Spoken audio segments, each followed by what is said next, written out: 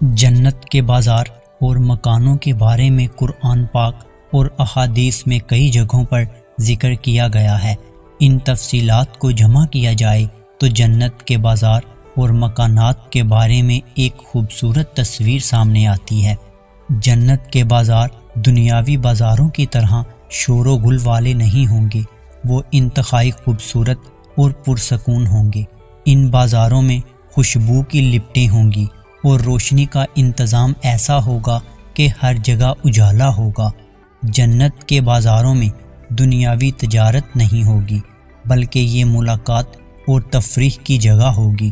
وہاں اہل جنت اپنی پسند کے مطابق سب کچھ حاصل کر سکیں گے بغیر کسی قیمت کے۔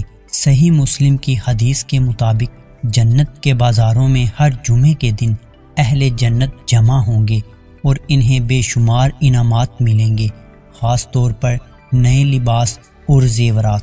ان بازاروں میں فرشتے موجود ہوں گے جو اہل جنت کے لیے مزید انعامات اور خوشخبریاں لائیں گے۔ جنت کے مکانات نہایت بلند اور وسیع ہوں گے۔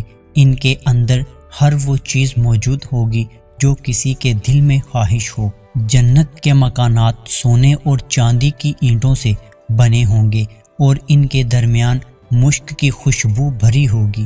ان مکانات کے آس پاس دودھ، شہد، پانی اور شراب طہور کی نہریں بہتی ہوں گی۔ ساتھ ہی ان کے باغات میں ہر قسم کے درخت اور پھل موجود ہوں گے۔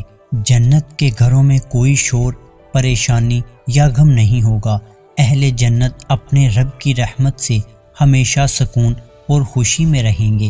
ان مکانات میں اہل جنت کے لیے حوریں، جنتی بیویاں اور خادم موجود ہوں گے جو ہر وقت خدمت کے لیے تیار رہیں گے۔ اہل جنت ان بازاروں اور مکانات میں ہمیشہ کے لیے رہیں گے۔ وہاں کسی قسم کی تھکن، بھوک یا بیماری نہیں ہوگی۔ اللہ تعالیٰ کی رضا، ملاقات اور انعامات جنت کی زندگی کا سب سے بڑا تحفہ ہوں گے۔ یہ تمام تفصیلات قرآن و حدیث کی روشنی میں ہیں اور جنت کی خوبصورتی کو سمجھانے کے لیے اللہ تعالیٰ نے ان کا ذکر کیا ہے۔